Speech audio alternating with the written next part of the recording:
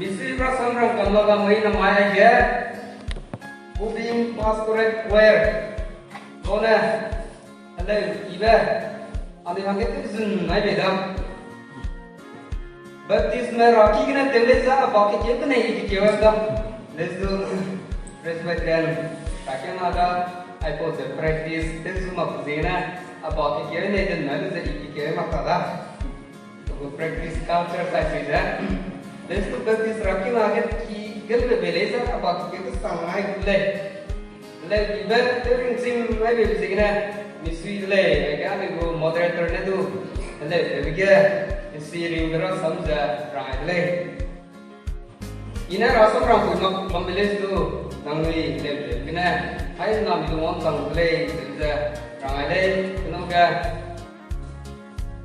anui nai serame anui kina pui serame nedo le bega tezun nai bela misui da la evan le takoi din le rege pesa rane bina mai da da la bina raile Ramai, aku anai ram, kubing ram ke, kongsi ayo ke, kalau ngoi kalau padi ibe, kedai bam ibe, ngoi itu, ane sim ram ke, rak pai nam be, rak pai dia be, rane kedai bam ibe, ane sim dong sela le, rak sebe, ngoi sana tu se, misui sang le, rane, ramai aku kedai bumbu ke, raki ibe. Gamki, kiaki, kiki ites bombestu, rakyat nama lain saya, ada lain sebza, nidagan toile. Kui ane ramnya, gari kui di bawah mah, aku ke bombestu, orang sen di desa, aku ramnya, sedai notum hugia, rasu tu bang, tinggal di kota ramnya, rakyat nak tinggal, nilai kaisa, tapi bomba, ki rakyat ibu terdengar bomba. Misui ke pelan dalam deh. Tingkum jet 2015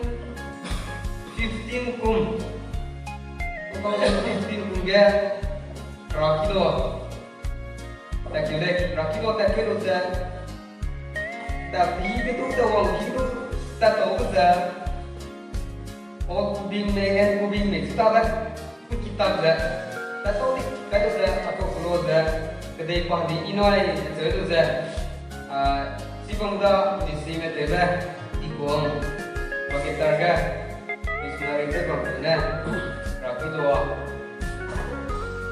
rakido ga dan penang boda jauh itu kekiatu dia dah marah tak kira itu bisa ada itu tu dah orang itu ga nulik kalau dah kadi sana maya na orang sangat itu dah Raksam event si rado, no bisa si sampai sudah raile. Ramai, kami hangga sambut baik saja. Kristo kena ngokat debe, masih besar kui. Tara hangga kami hangtung hangdainya, aingnya sang si hangga kayak le. Tidak penuh orang di kunci.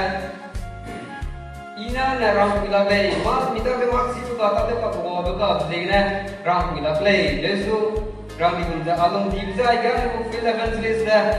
Pa jima ikan aku secretary na rang liang na dog na. Rasi dah je tu meja, desa rang design na.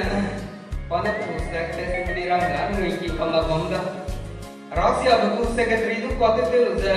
Sunan voice of Christ aku secretary desa pabam bezina marci ke bodo beza pedagangnya tu ini song kalah deh jingkau play zana aja kami mau penasian ni soga secretary ramai maka damaris tu sahaja damaris Reverend Dr. Reverend Zat I rasam tek semua kenapa bahas college tu principal tu jawab di depan 2000 ke Emmanuel Theological Seminary teman-teman ke link tu aja pana principal right tu betul betul tapi tu body berbeda pang muzah tatip saja uang muzah itu tiga tingkum bedai pana link tu aja kaiba tahu tu dia kaiba kalau sebenarnya rasam ja cái chơi này là cho cái tệ đó ja itu so cái lệ thế nên thì cũng cái gì cái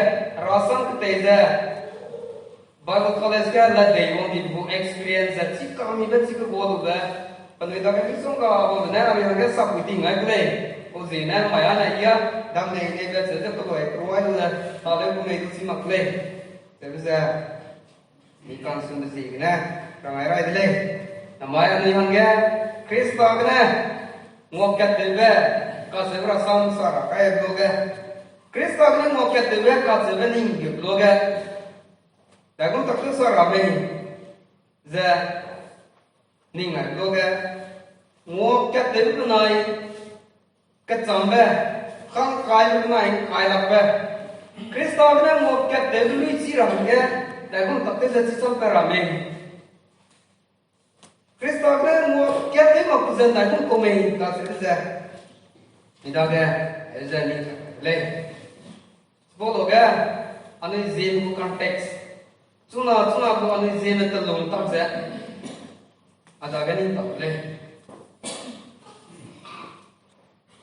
anu zeme te long tak anu zeme ka bang tak anu zeme krai to ni ko kan sa na ka bang tak za mi da ganin to do ga akon tak te za krista ne mo ke te bra sam ki sara me ka se za ka na azun po za ning ngong lak ko me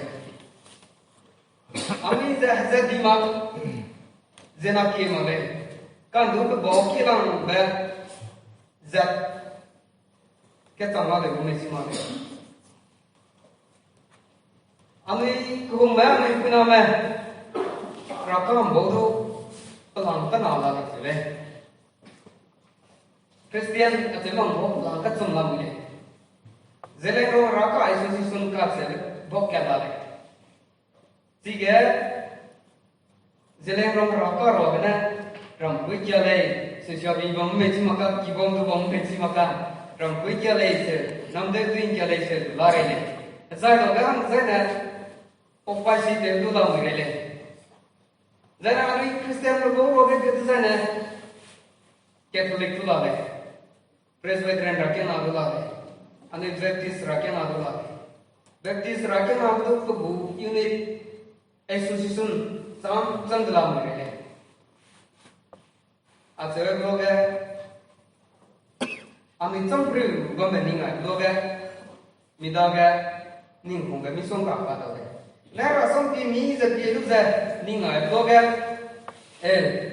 anu ibu nama Krista si puma mabok lang ketlek kan Ami miraki mi bok campur gombe so Krista si pumzina, Krista sunu mai pumzina. Krista bom bezegna na mai anui ko kat lekat tate zakat te ro ram ole ka se se ninga do ga misui kan di do ka ta le na mai anui social bigu platform ga le sa da kun tak te bom me si ma le na mai anui zen Christian literature ko bom se so zigna bom la so dog ne bom la ka se ninga do ga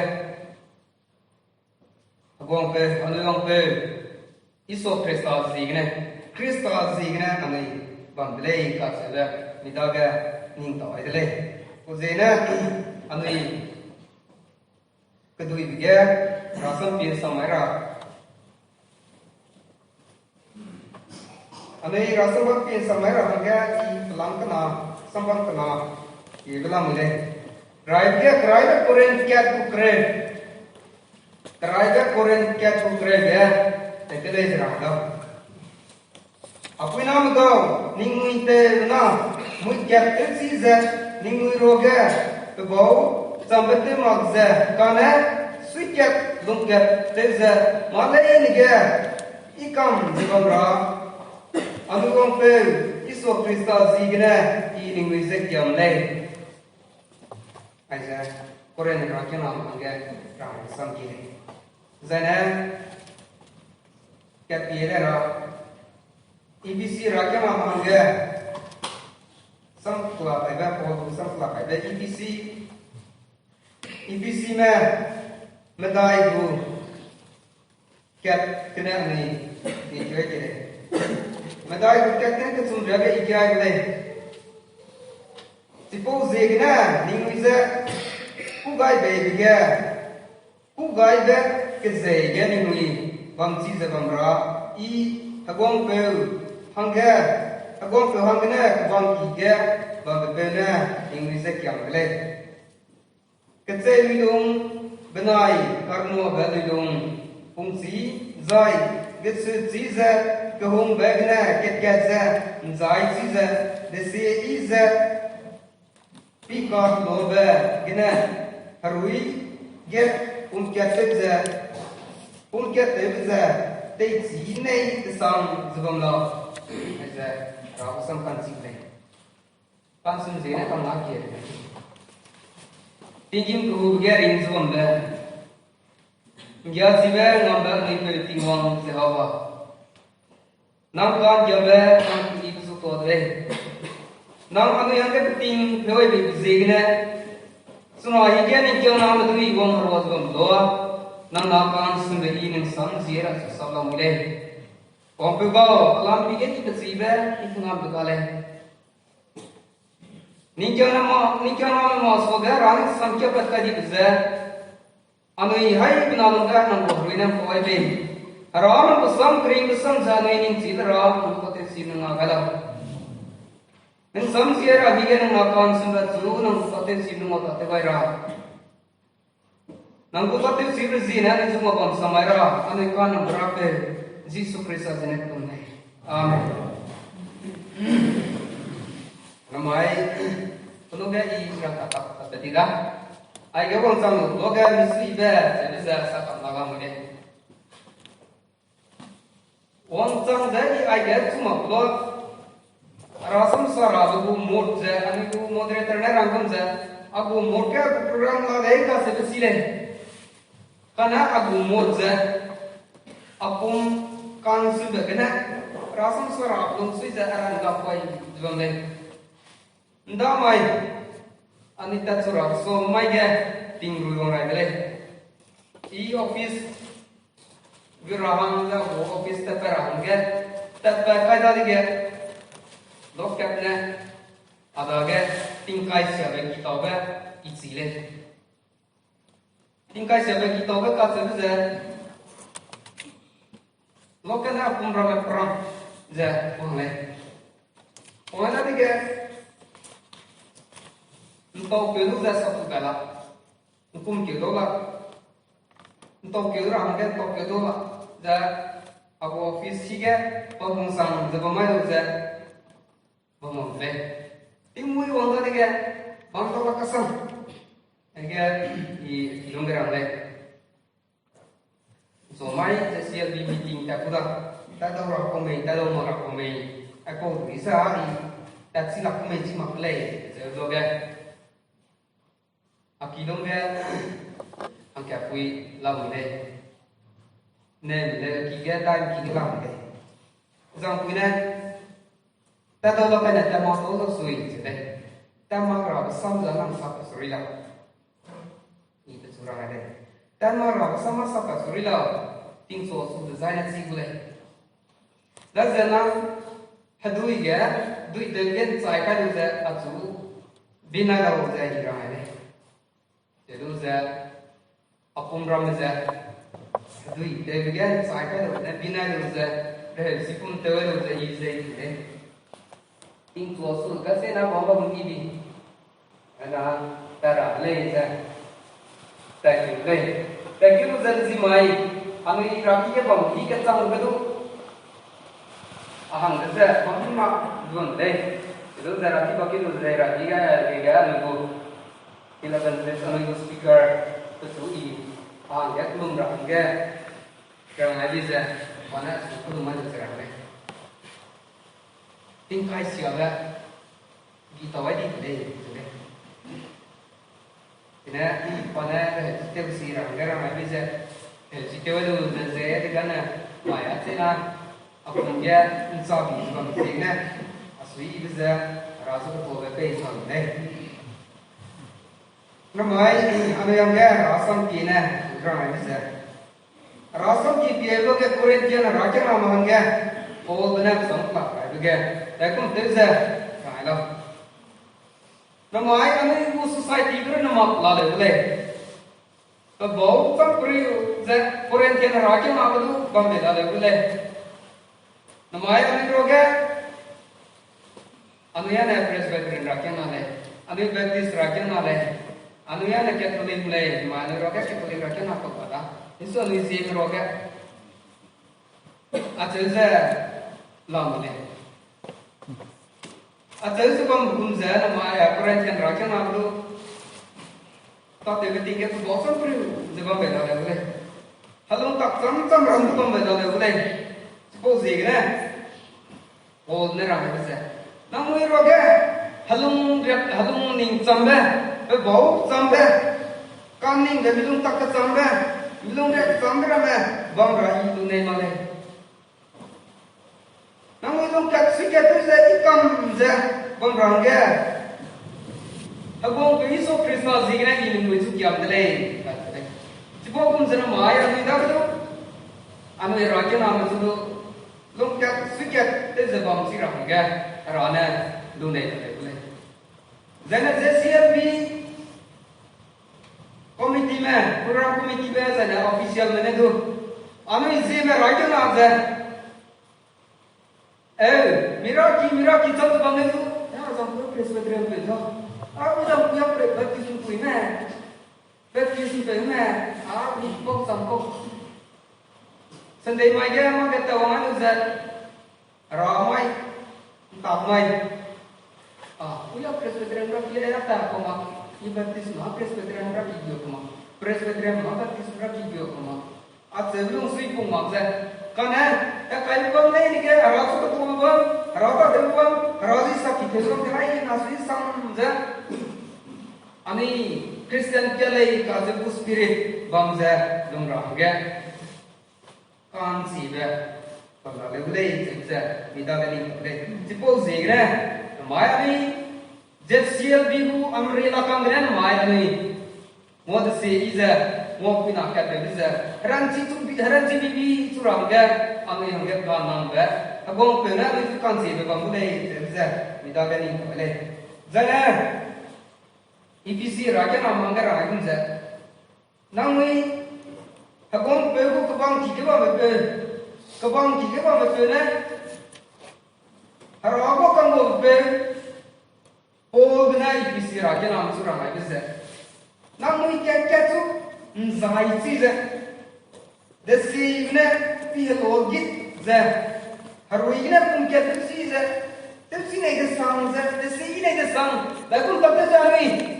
Sini ramai kau sebeza, ini hilit je, ran kais pun lau je, rap samkina itu muara. Anu क्या tu kaum zaibe, kau sebega, क्या tu zai sih je, anu ini, namu itu lau je, rakyat nak terapkan. Anu ikah robe, oneness in Christ, unity in Christ. Kata, noga ni meeting tadi dia wonder aku topik angga, peluga, mui kita sih angga, nran era, kacau tu sampai itu ane angga proposal angga. Cina dia sana, cuma kami, mau sih je mau kena kita jatuh ke luar lagi. Lepas itu dah jadi sukar abang lagi boleh kacau je, midah ni boleh. Ane kudi jarum ramai.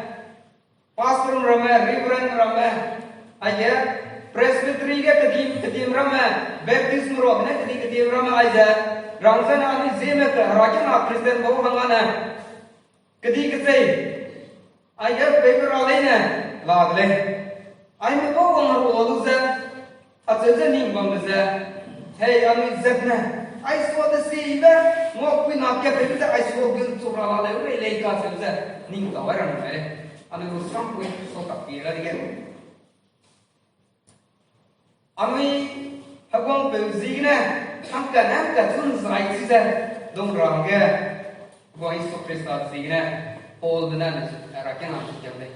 Sikum siapa tu mai rabor bina haragu samkina anu isu kiam namde. Angka lesi rabor bina atau zero wiper nolai. and D kun kasi bena le siroi beket kia to le pana roi bisa ase roi le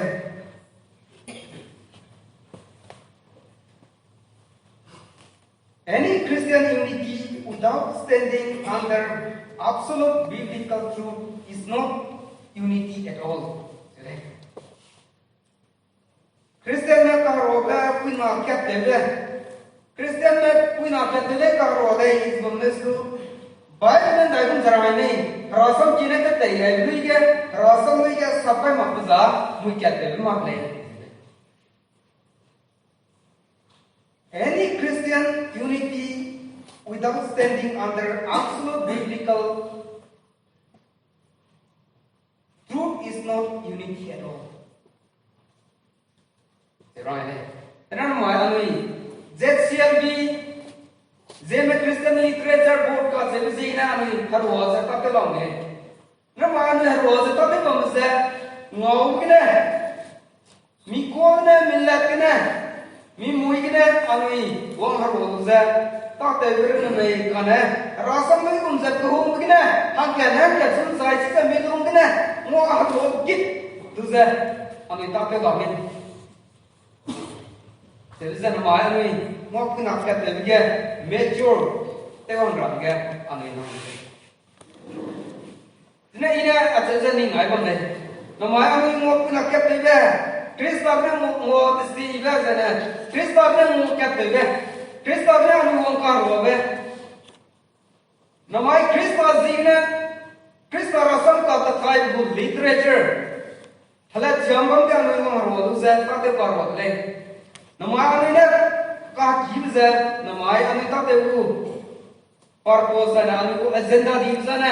Baik tu lebra, anu ko ni lepina. Rasam za, televi pera, rakusam kizani anu lepina si mira.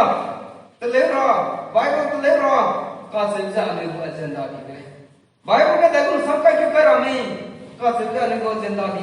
Terjebak lebih, pakile. Karena anu ai sodu gun sobra bang prele anu ai so gun sobra baza atza ini ngake anu wa ka ro ko purpose dai ko han zira mi namai presbyterian rakena bunai baptist rakena ma har wo za ta te me ka chen ge anu ko purpose di ba kya zna nu rang za anu ilat anu Bible dia anu ko anu ilat kena zim ilat kena Bible ka telesa dagun zai suramai sam dagun jan sai ramai harasam ki dagun tabte za anu zan le si se rangga si rangga telen sai ramai ka se ko ki di le kana si por ne ma se ma mai ka ro kena literature kena ne ma za anu mi sungdu anu ta ka rangga ibu bangla John Krishna abu kai ne kai क्या नहीं वेदसन है नौबले John Krishna abu सभी में John ने रोगे Johan Krishna abu pro Krishna abu तुम kai क्या अच्छा जरा जाने आई नहर ने ई काकुल मले कने penuh samzik ne azu non kami ne hangya du I kaklum ne sidzai penuh de na unkat sangkam dera hangze ape nang ne ige bang zai I nangge bang bunza penuh du anai ge bang dera hangze sidzai nanga sulang kai kedai be kedai me nan nung mi da hang be se ka se mai anu isu goi so kristane jisu kristane anu isu kan si sa anu I kedai pere ke mo pina ka te berna magze mo pina ka te be haro pe nai krista mo ka te bunze Kristo ke teperawan ke Kristo bang bungsa Anui benam itu bamra, rana tu mereka. Jadi, kalau Yesus Kristus ni, kan si besar, kan pelum besar, nama anui rakyat nama tu bangdi, mahangkar nama leh. Nei mamdui, Kristus itu mamdui, nama anui bang harul, bang nanti rasam tuai besar. Yesus Kristus tu berapa leh jalur, nama anui tu lari leh. Si madu yang tu kuah kapun belai jadi. Kerana mana anu bang karo aku parpos sana, anu yang aku nak kataku, anu ikat aku parpos betau bedeng sana. Haralu tak Kristana kan sih itu perangga anu mau katakan. Kristana kan sih bisa, anu yang anu orang sana the Great Commission. Abang punya anu itu. Tak jahazah lain itu, Kristus aku kini mangtu era, ragu sampu sangkam era. Tak jahazah lain itu kini mang, Yesus Kristus aku kini mangtu era apa saja, ragu komisen ni. Nah cepo bu, tak kuira, rana anu itu kan sibsa, anu itu suka nama tu je, nei nama tu, Kristus nama tu. Rakyat nak mampu dapat ani rasam koi rasa, ani hangga ani supana langai ni deh. Cipo zegna, penui sam zegna, atu nomor ramah tu ikap tu belai deh. Nam anai dah sebuai lah, koi tu sana penui nomor belai kasih berapa ni? Kerana pakal nomor Yesus Kristus ni kakulum betul kuira hangga anui namai ZCLB. Jana anu raja nama, zema Kristen beruza, anu zema roga, Yesus Kristus tu nama madui, halim rasam semama, tepkan halim rasam, luto mama, Kristus paham ni cahaya sering sudah gile, pak aku yang sini cahaya, paling sudah gile, iring sudah gile, kacau numai mama, cie mama, luai mama, tu juga, rasam pusang era bisa, cuma nak apa? Nama anu Kristus jina, tapi baharu kau ini perak leh. Anu miran season tapi orang dia Kristus ni mau pun nak ket, tetapi hello git le maka anu miran tensi kalau leh. Anu miran tensi kalau leh. Anu ini harap tensi orang dia, nangat jaga suja min sui kena anu rasam poera. Nana pau se idu ina pau dele ka sebe azam pone boy me se pelung hani pedle ina idu abak kira asira ina boy me se azam pe pelung hani pedle Yesus Kristus sunu mai le Kristus ki bo hangga azam me bit pedle zena ai nani milung wong sangai ro misui era ka se jali daga ro ni muizor na misui era milung mana Milong magzing sebab begitu ada zaman anda kepada. Suppose ini milong kesana long ketebina ani hararam kate rahangga ani sokat kara leh. Ke ani harwalu ze hararam kate lo kaya kedai penting siap sangkale. Kedai penting siap ze ani cile ani sikap getuna tingkum medai ni wong ge tingkum sroksna wong ge anu ya rasam puma, anu roga rasam puma, roga tema, Kristus rasam puroma, tak te hungi wong le. Ai po so do tak te hungi wong le. Po zina, goiso Kristana zon bai boga. Kemui bihi, tak te dolak bihi wong boga, at sulang ai pe pa ide sing rale, tak sale. Anu zeme Kristen ko raja nama bo. Anu itu lamai le petak te sing rabisa. Anu itu de lamai. Anu maya rasa ko rabisa, hararam te ni rabisa. Raja nasi medui, reverend medui le nate rabnale. Preacher medui, evangelist medui le nate rabnale. Raja nasi me bajam medui le mak de male. Anu hai na de le. Anu hai na de le. Suppose ne pi lo git za ta te ron de za da gun thak te lo ron a kan si za ane hai na ta ten samara ka se za ron a kan si ngo mo le se ma mu da ke ta za o wai ra anai po za na halung hali pa mara halung hali pa ra ma ge koi so prestana rasam rada ga kadum ma le tipo gun se mai anu ile za tak ka lak le su kalmai ra nang ko ko me pi pa ka ra nang hinam tim ra hang pe ra anu ro ka puro me preacher me evangelist me ni song ga lam le dai dia nan lang ngam ni za dai ko na so pe za ta te ni song ga lam le Pernyataan dan si bala baleza ni tu mengai kile. Pada pengen bala baleza. Terbang tu kile. Ameri Cardiac Baptist Convention Cardiac Grow hai. Aku resesum sebentar. 2020 and beyond. Kalau saya mission strategy tak ada. Ini kumsam na jen kai ni peri anu tahan zai. Dalam jarak tu terlalu. Zai kaki loga. Wangar waluza tatira. Wangar waluza tatira. Asyik betul. Wangar waluza tatira betul. Betul. Wangar waluza nisam ko benar sama lagi. Karena ane itu strategi je. Naik ke nam. Rangkam lagi ke spend lo. Lagi ke nam spend lo. Mobile ke SIM kena baik sana.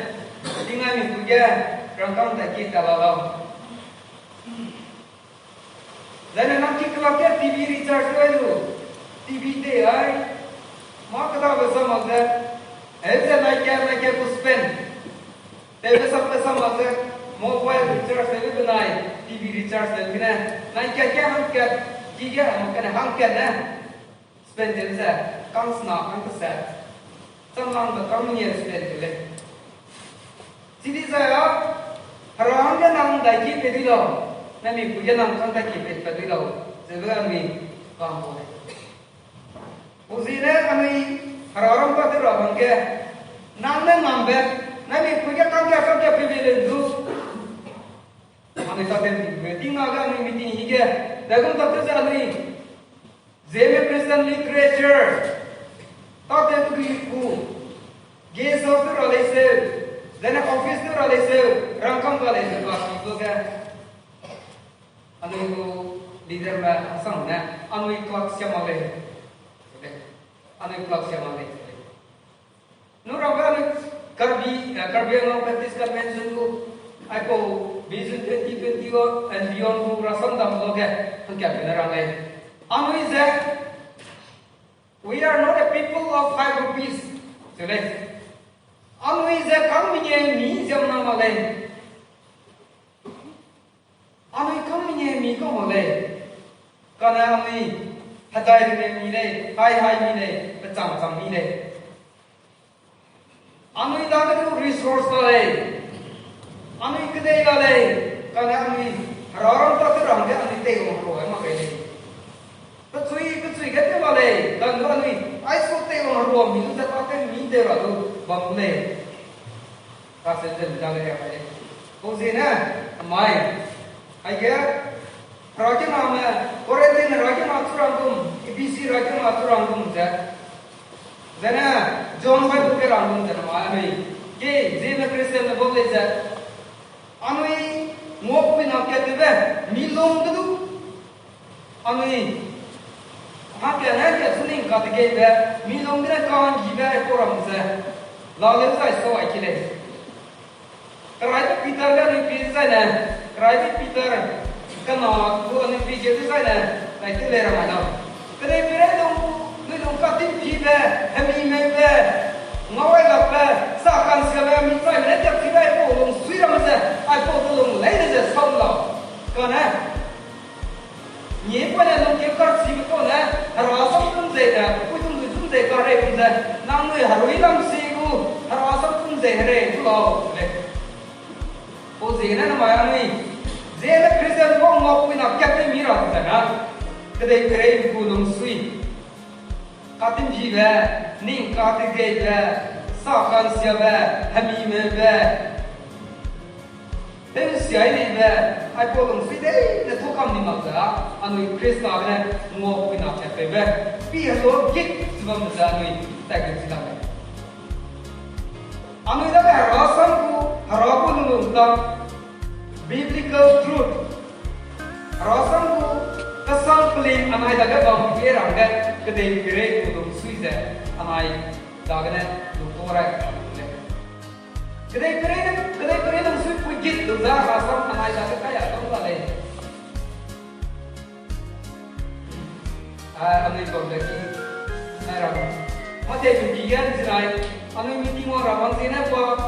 Dajan main kadui litar kakek tangkap dulu dah kebutuhan jika pergi kalah lain kan tinggu itu sangat dah tinggu itu betul biar nak juga bangsa tuan yang terlah sigum deh kai pilih di sini tuan yang terlah jika bangsa ini dah kita pilih yang sini pun bangsa harap aku sampai juga bangsa deh kau sini kita pilih yang sini dah anu harap kita nama Christian ko kedai kiri nung sui jalan itu tu saya rasam kita anu lagi kai kuya jadi anu haru ilam sihne muak pina kata bisa SCBB anu kata nung CBB lana angka nak tu menzai cik tu brand CBB je muak pina kata bisa CBB anu rokit bangule Presbyterian pule Baptist pule Catholic pule bangga anu orang demi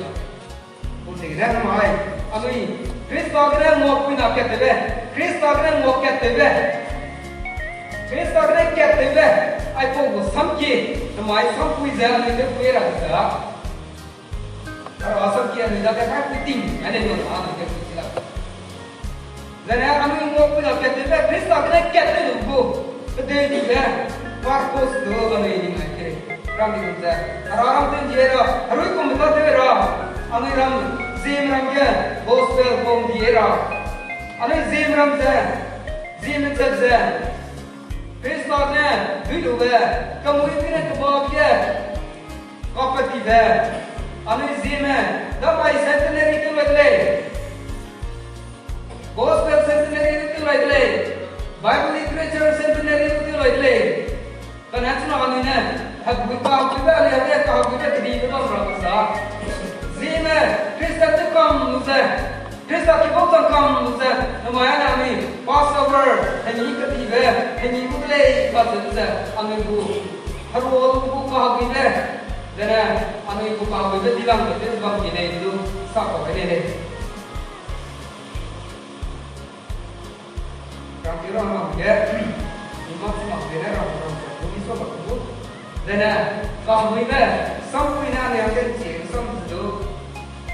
Rang rumah kono le, kaya kalau usam ni kono rang sama rang tombak kono le, kono le na rang kono le pesa kono sama rak le, karena rang usam je, kan si batering usam, kaya kalau rang ay usam, mungkin na, sena, ay nari kaya pesa, anu kono na, ay nang kaya, ay nang kaya, usam je, anu kaya pesa nang kaya, amen.